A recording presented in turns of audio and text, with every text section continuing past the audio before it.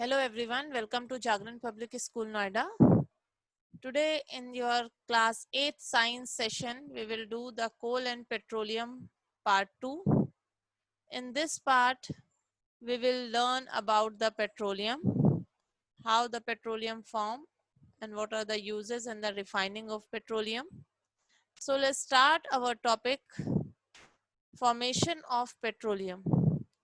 So petroleum is a fossil fuel which is formed when a large quantity of dead organisms, mostly zooplankton and algae, are buried underneath sedimentary rock and subjected to both intense high pressure.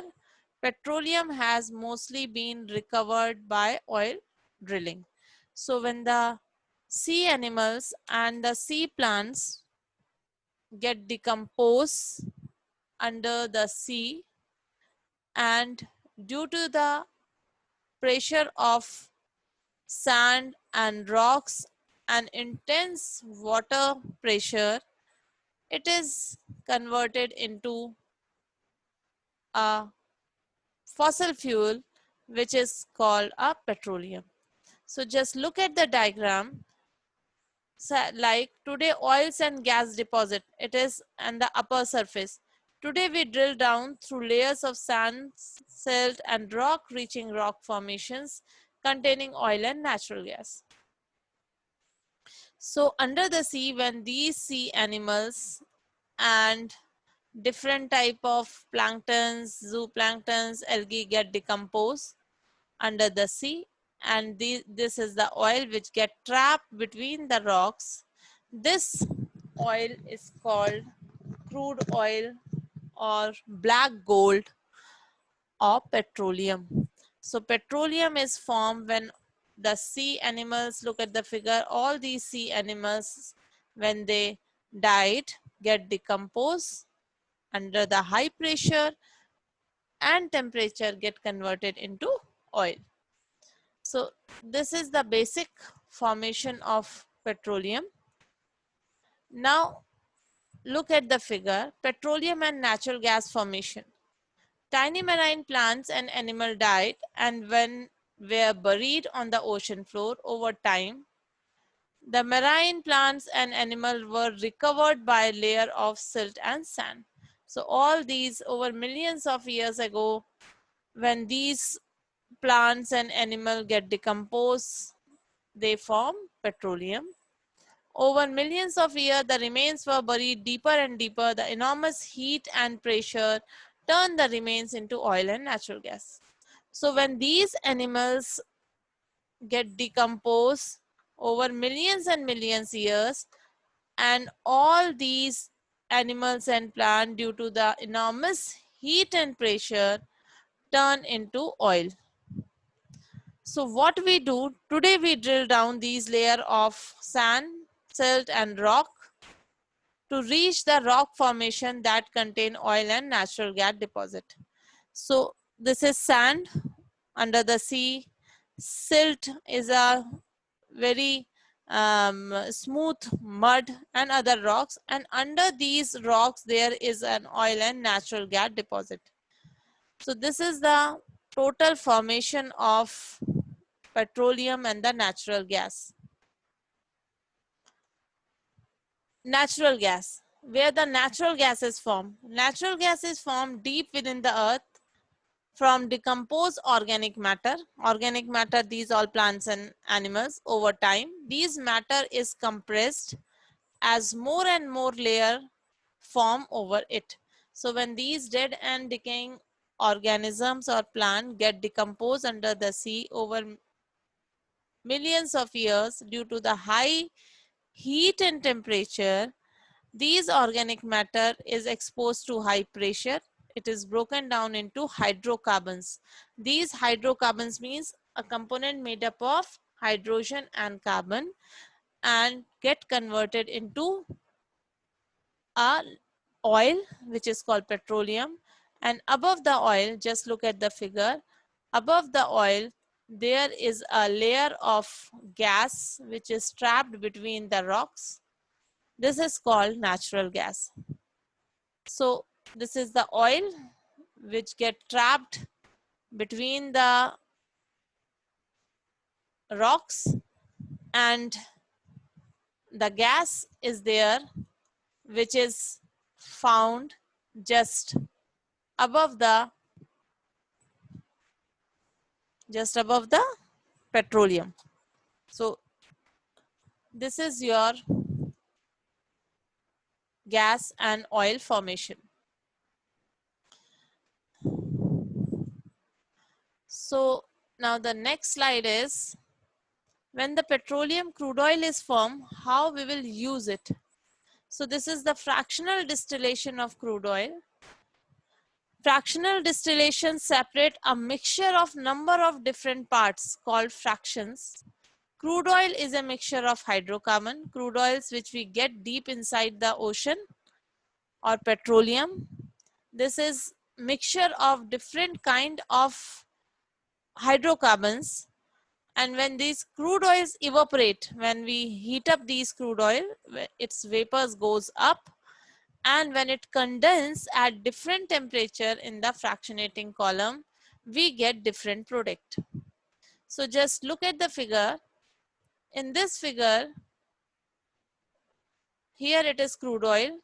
When crude oil start boiling in the furnace with a very high temperature, the vapors of these crude oils goes up.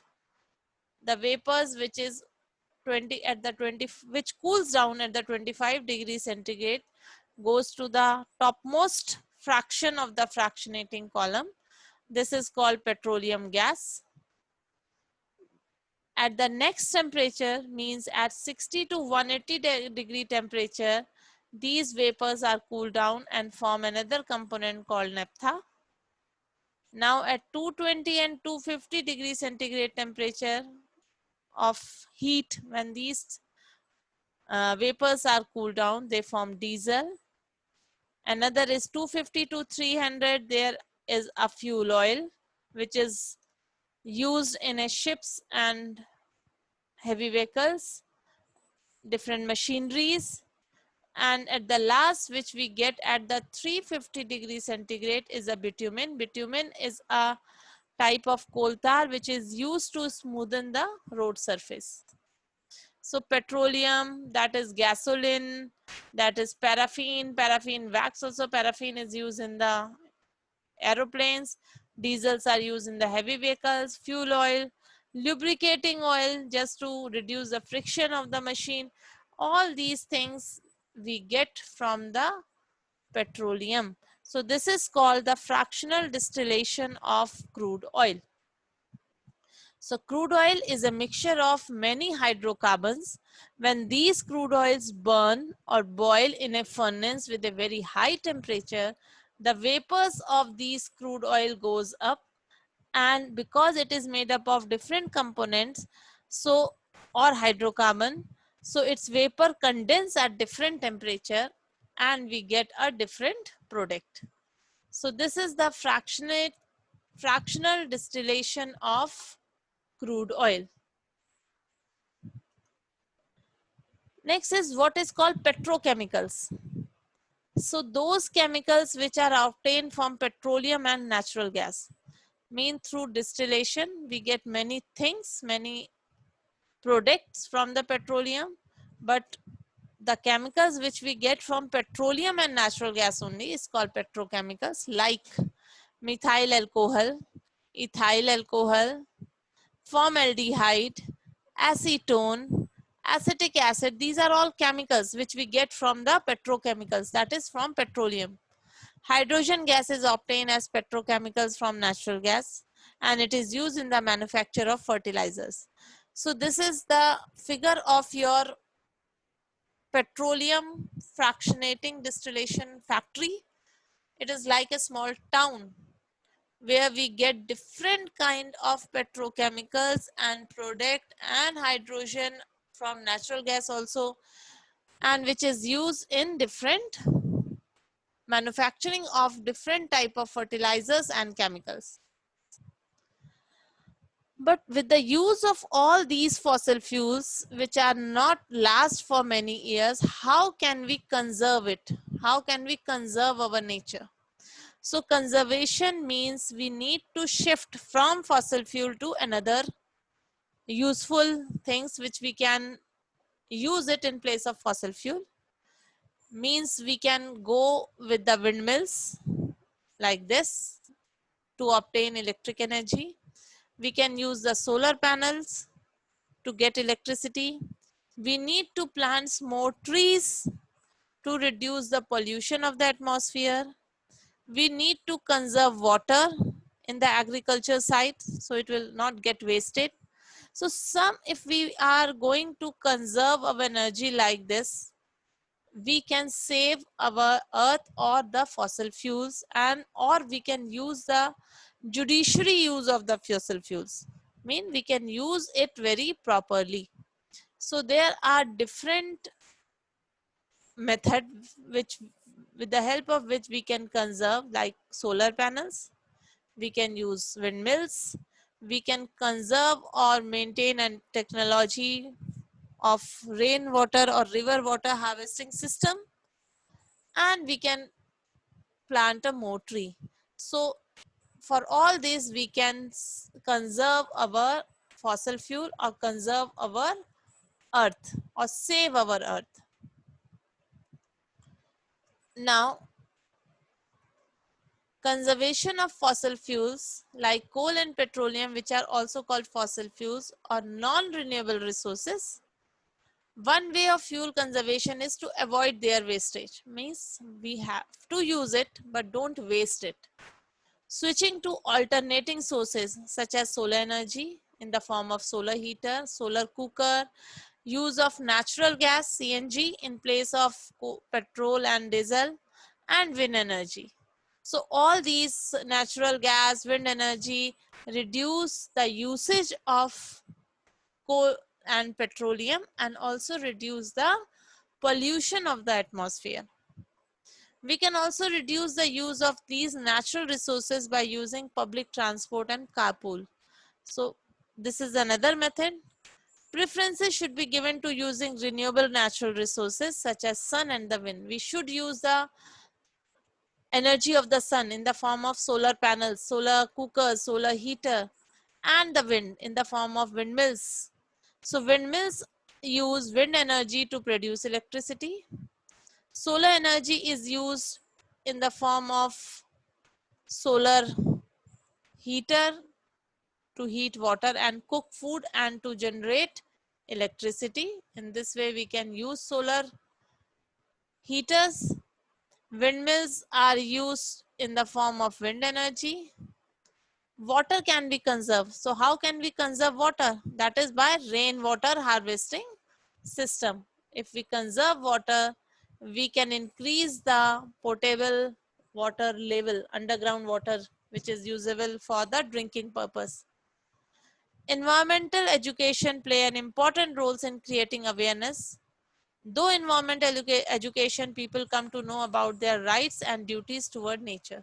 Means you should know what is the education of environment, what is your duties and roles towards the environment to protect it, and know the rights of how to protect your environment. So the knowledge of environmental education is necessary. So this is, in this way we can conserve our fossil fuel. So these are many things.